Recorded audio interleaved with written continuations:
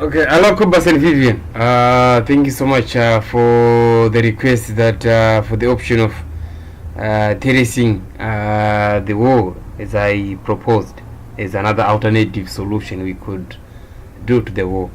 So now the methodological approach to do that is what I'm just gonna probably show you on this video, and you're probably gonna see the sense of it. So what I would do, I've already reached the end, but I'm just gonna sort of show you as I'm gonna be showing you stage by stage. I mean the process. So basically, sort of this is our wall. I mean the wall that has actually given us the problem now, of which we're trying to find out the solution. This wall here that is actually sort of disintegrated. So now we sort of trying to come up with a solution that should be permanent, at the same time should be also cost effective. So now what it entails is it's basically sort of trimming it down, cutting it down, not the entire all the way to the bottom, sort of going halfway, or sort of going down 60%. Okay, so in other words, if you go down 2 meters, or no, 50 meters, right? This should be, then this bank that is gonna get exposed, it's gonna be 2 meters, and this is also the part of the land that is gonna get exposed, right? And this, we're not gonna actually sort of destroy this. We're not gonna go all the way down. We're not gonna demolish this wall. We're just gonna preserve it. All right. So I'm just gonna show you how we're gonna preserve it. I could skip to this next stage. All right. Let me just speed it up. Okay, let me just speed all the way, and then I'll explain it rather. That won't be time consuming.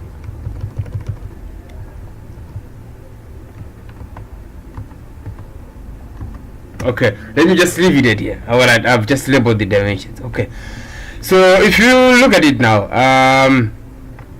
the old wall, this is now the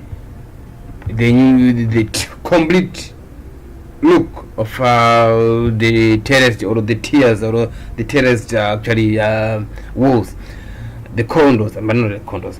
But anyway, this is actually going to be the wall that is going to retain after we expose the bank that is going to get exposed. This one is going to be retaining all the excavated material and the backfill that we're going to bring on site. Alright, it's going to preserve the wall that is underneath here, which is actually it's probably not going to allow me to go the big. I just wanted to show you the wall that is just going to be covered by the backfill and the excavated material. Alright, this stage is fine. Alright, let me just remain here. Okay, so now what it entails, as well is this one, the one that is going to be at the bottom, the first one. I would label it as the first one, the first low force line.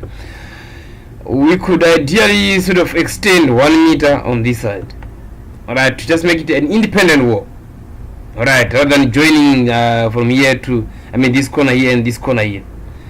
Alright, so we're just gonna move sort of, I could say, a meter this way, this side, this area should be a meter from the this wall.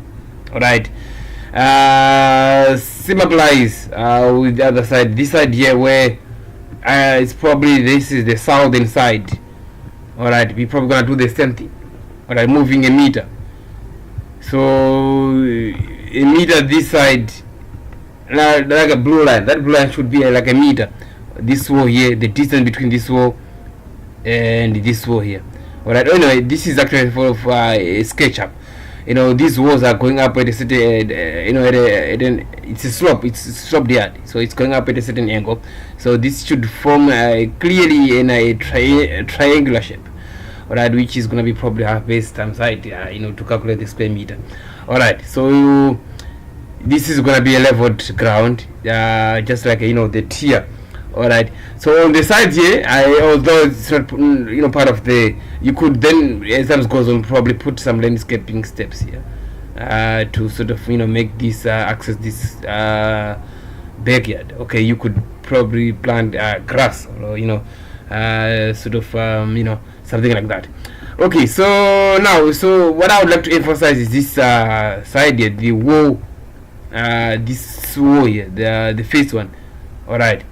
So you know, if you're gonna sort of expand extend it a meter on both sides, so you're gonna have a length of 27, because the existing is actually sort of 25, so you're gonna have 27, right? And when we start building this new wall here, it's gonna be slightly way down because it's a slope. As you can see, that this entire area here is sloped, so we're gonna have to sort of start maybe a meter, or sort of we could see what is actually sort of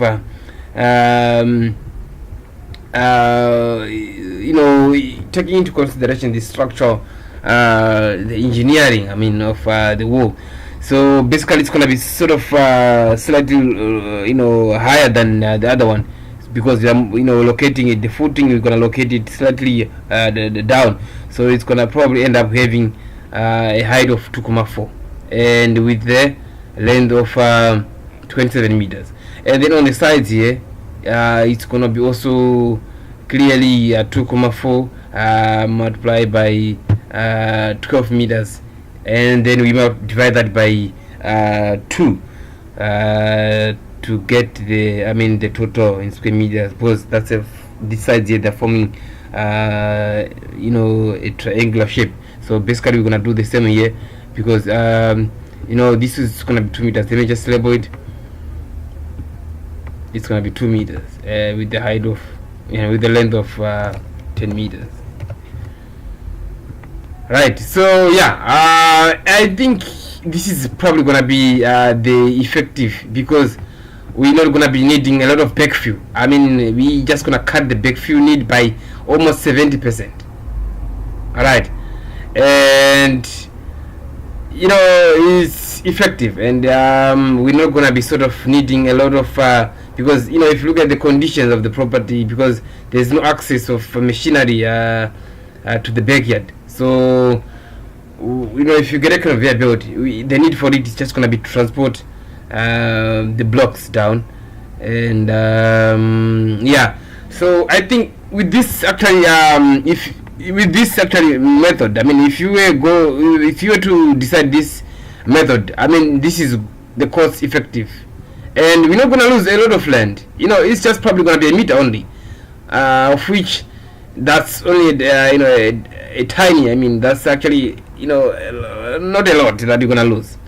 So, you know, and according to the regulations, you know, if walls are actually sort of going to be with a height of, you know, 2 meters, it's optional now to hire an engineer to specify how the wall should be constructed.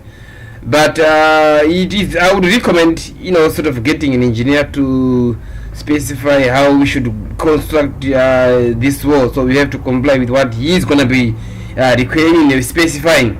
So that forces both of us to actually comply with his specifications.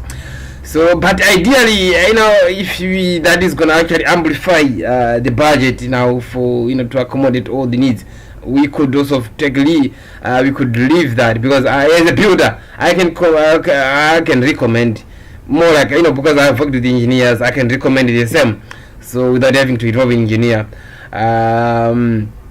And at the end of the day, I mean, at the end of the project, I will then issue a warranty of the workmanship and the materials as well.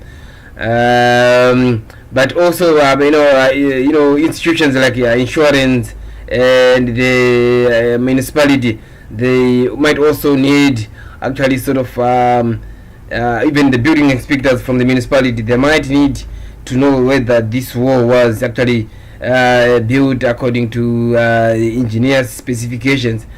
So I will leave entirely up to you whether we should involve an engineer or not.